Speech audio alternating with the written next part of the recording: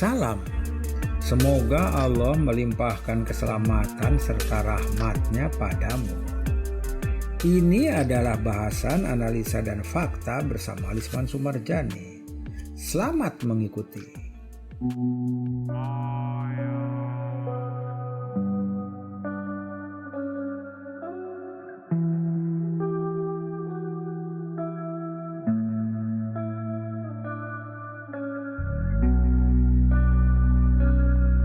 Pada hari Senin tanggal 21 November 2022 pukul 13.21 WIB terjadi gempa bumi di Cianjur.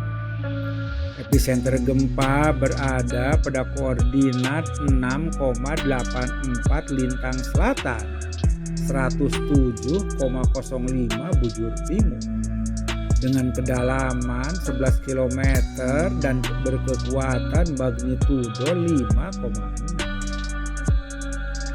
Akibat gempa tersebut membuat kerusakan paling parah terjadi di daerah yang disusun oleh endapan breksi dan lahar Gunung Gede, di mana secara morfologi daerah yang mengalami kerusakan pada umumnya adalah daerah dengan morfologi perbukitan bergelombang.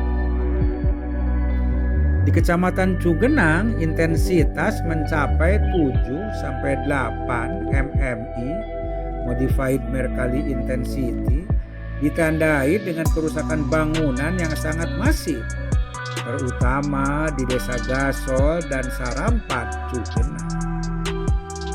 Selain Kecamatan Cugenang, kerusakan cukup parah dengan intensitas mencapai 7 mmi juga terjadi di Kecamatan Cianjur, Warung Kondang, dan Gekbro. Di Kampung Kadu Dampit, Desa Rancagoong, Kecamatan Cilaku, banyak bangunan bertingkat 2-3 yang mengalami kerusakan berat. Bahkan satu bangunan minimarket roboh total. Sampai tanggal 3 Desember tercatat korban meninggal 334 jiwa dan 8 orang masih hilang. Luka berat mencapai 593 orang. Kejadian gempa di Cianjur ini merupakan bagian dari gempa tektonik atau vulkanik yang rutin terjadi di Indonesia. Di tahun 2019 terjadi 10.519 frekuensi gempa bumi, naik 25,7% dibanding tahun sebelumnya. Semua kejadian gempa ini diakibatkan oleh adanya pergerakan lempeng atau tektonika lempeng. Bagian terluar dari interior bumi terbentuk oleh 2 lapisan. Di bagian atas terdapat litosfer yang terdiri atas kerak dan bagian teratas mantel bumi yang isinya kaku dan padat. Di bawah lapisan litosfer terdapat astenosfer yang berbentuk padat tetapi bisa mengalir seperti cairan dengan sangat lambat dan dalam skala waktu geologis yang sangat lama karena viskositas dan kekuatan geser yang rendah. Lebih dalam lagi, bagian mantel di bawah astenosfer sifatnya menjadi lebih kaku lagi. Penyebabnya bukanlah suhu yang lebih dingin, melainkan tekanan yang tinggi. Lapisan litosfer dibagi menjadi lempeng-lempeng tektonik. Di bumi terdapat 7 lempeng utama dan banyak lempeng-lempeng yang lebih kecil. Lempeng-lempeng litosfer ini menumpang di atas astenosfer. Mereka bergerak relatif satu dengan lainnya di batas-batas lempeng, baik divergen menjauh, konvergen bertumbukan, ataupun transform menyampi. Gempa bumi, aktivitas vulkanik, pembentukan gunung, dan pembentukan palung samudra semuanya umumnya terjadi di daerah sepanjang batas lempeng Pergerakan lateral lempeng lazimnya berkecepatan 50-100 mm per tahun.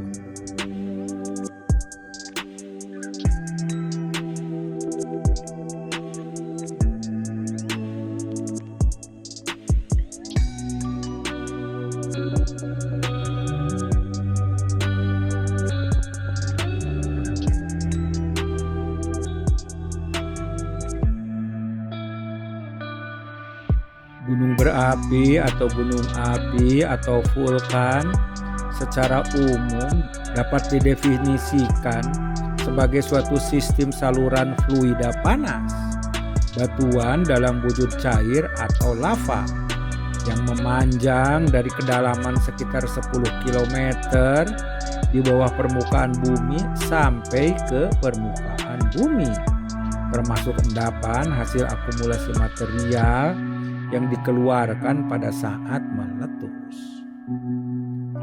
Letusan besar dapat mempengaruhi suhu dikarenakan asap dan butiram asam sulfat yang dimuntahkan letusan dapat menghalangi matahari dan mendinginkan bagian bawah atmosfer bumi seperti troposfer. Tetapi material tersebut juga dapat menyerap panas yang dipancarkan dari bumi sehingga memanaskan stratosfer. Gunung berapi terdapat di seluruh dunia.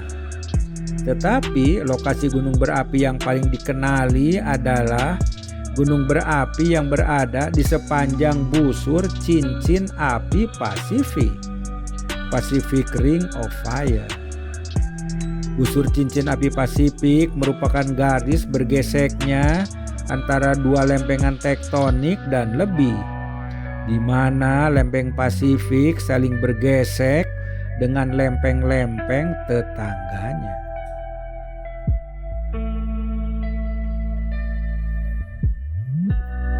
Indonesia memang berada di jalur gempa teraktif di dunia karena dikelilingi oleh cincin api Pasifik dan berada di atas 3 tumbukan lempeng benua, yakni Indo-Australia dari sebelah selatan, Eurasia dari utara, dan Pasifik dari timur.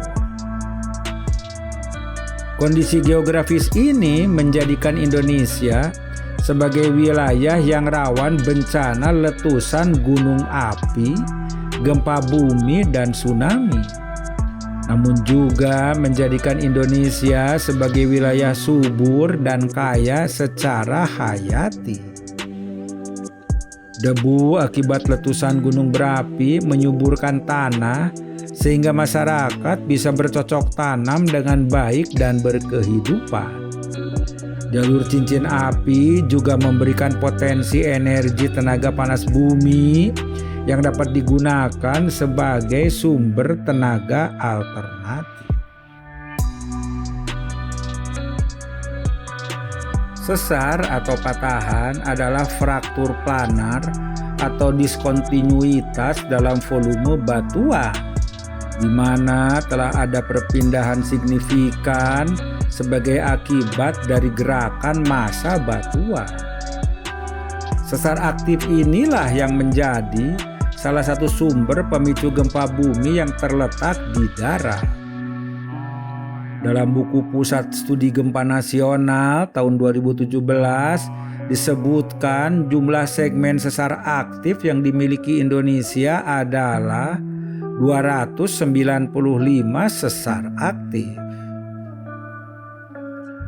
Dari 295 sesar aktif yang sudah dipetakan, 31 diantaranya berada di Pulau Jawa. Salah satu yang masih terus aktif ialah Sesar Lembang, sebagai patahan kerak bumi yang terletak di dataran tinggi Lembang, Bandung, Provinsi Jawa Barat. Juga Sesar Baribis, yang merupakan sesar terpanjang di Pulau Jawa. Sesar ini melintasi sisi barat Subang dan Purwakarta, Karawang, Cibatu, Bekasi, Depok, Jakarta, hingga Tangerang dan Rangkas Bitung.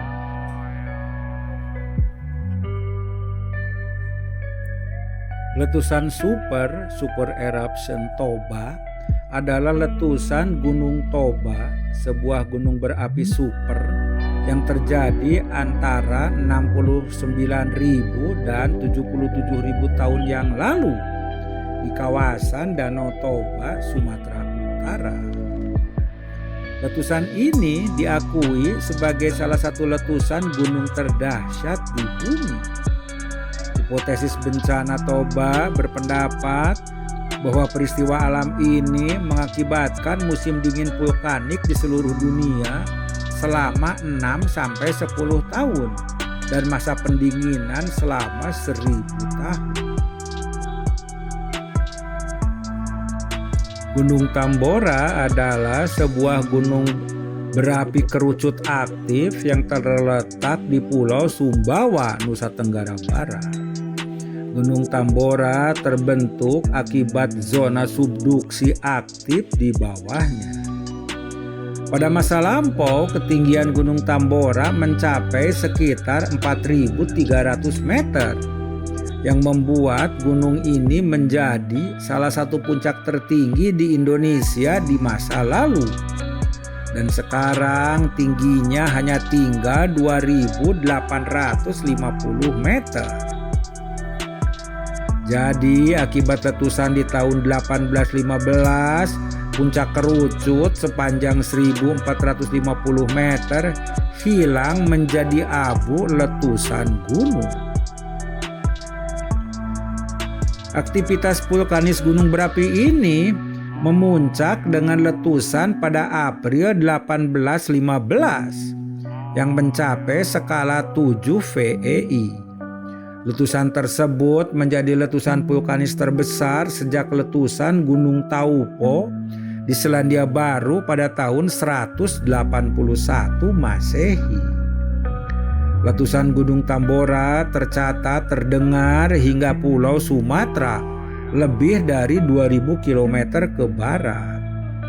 Hujan abu vulkanis terjadi di Kalimantan, Sulawesi, Jawa, dan Maluku. Letusan tersebut menelan korban jiwa sedikitnya 71.000 orang, dengan 11.000 sampai 12.000 diantaranya merupakan korban langsung dari letusan. Letusan tersebut juga menyebabkan perubahan iklim dunia saat itu. Tahun berikutnya, 1816, sering disebut sebagai tahun tanpa musim panas, dengan adanya perubahan cuaca drastis di Amerika Utara dan Eropa akibat debu yang dihasilkan dari letusan. Peristiwa tersebut menyebabkan kegagalan panen dan kematian ternak massal yang pada gilirannya menyebabkan wabah kelaparan terburuk pada abad ke-19.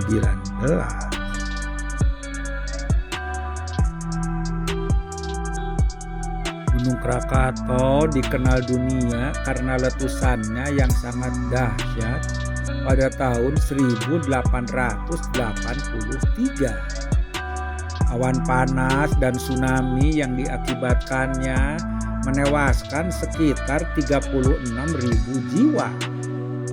Sampai sebelum tanggal 26 Desember 2004, saat terjadinya tsunami Aceh, tsunami ini adalah yang terdahsyat di kawasan Samudra Hindia.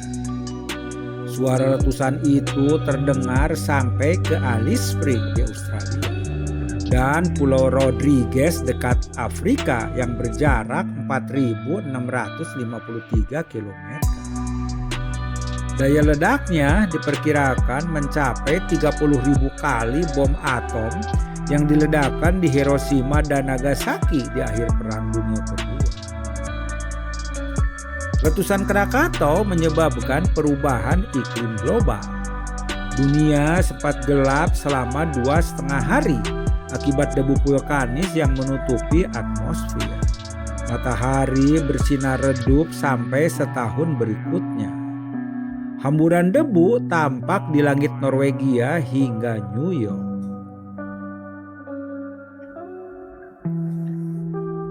Gempa bumi Aceh tahun 2004 terjadi pada pukul 7.58 waktu Indonesia Barat, hari Minggu 26 Desember 2004, dengan epicentrum terletak di lepas pantai barat Sumatera. Guncangan gempa tersebut berskala 9,1 sampai 9,3 dalam skala kekuatan momen dan 9 atau violen dalam skala intensitas Mercalli. Gempa bumi megatrust bawah laut terjadi ketika lempeng Hindia didorong ke bawah oleh lempeng Burma dan memicu serangkaian tsunami mematikan di sepanjang pesisir daratan yang berbatasan dengan Samudra Hindia. Gelombang tsunami yang tingginya mencapai 30 meter menewaskan 230.000 sampai 280.000 jiwa di 14 negara dan menenggelamkan sejumlah pemukiman pesisir. Gempa dan tsunami ini merupakan salah satu bencana alam paling mematikan sepanjang sejarah. Indonesia adalah negara yang dampaknya paling parah selain Sri Lanka, India, dan Thailand. Ini adalah gempa bumi terbesar ketiga yang pernah tercatat di seismograf dan durasi patahan terpanjang sepanjang sejarah antara 8,3 dan 10 menit. Gempa ini menyebabkan seluruh planet bumi bergetar 1 cm dan memicu aktivitas gempa di berbagai wilayah, termasuk Alaska.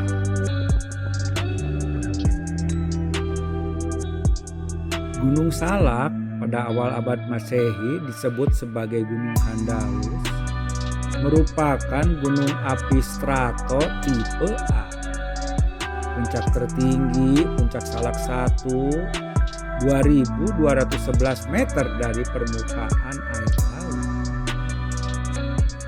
Menurut Hartmann tahun 1938, puncak tertinggi ini adalah puncak berusia tertua. Puncak Salak 2 berketinggian 2.180 meter dari permukaan laut dianggap yang tertua kedua.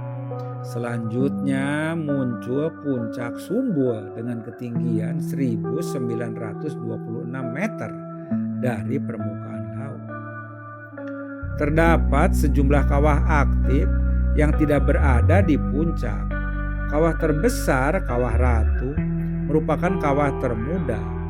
Kawah Cikuluwung Putri dan Kawah Hirup merupakan bagian dari sistem Kawah Ratu. Semenjak tahun 1600-an tercatat terjadi beberapa kali letusan. Di antaranya rangkaian letusan antara tahun 1668 1699, 1780, 1902 sampai 1903 dan 1935. Letusan terakhir terjadi pada tahun 1938 berupa erupsi freatik yang terjadi di Kawah Cikuluwung Putri. Erupsi terbesar pernah terjadi pada tahun 1699 yang bersifat erupsi magmatis dan bersifat merusak. Catatan korban tidak diketahui. Letusan Gunung Handalus, sekarang Gunung Salak, pada tahun 1699 itu terjadi di bulan Januari tengah malam pukul 23 pada masa pemerintahan Sri Baduga Maharaja. Letusan ini telah menyebabkan sebagian dari 126 prasasti yang dibuat Sri Baduga Maharaja terbawa arus lumpur akibat meletusnya Gunung Handalus itu. Secara morfologi, Gunung Salak memiliki banyak jurang-jurang dan dalam. Karena seluruh tubuh gunung sampai puncak tertutup hutan lebat, kontur gunung ini tidak mudah terlihat. Hal ini seringkali menipu pendaki maupun penerbang yang melewati kawasan pegunungan ini.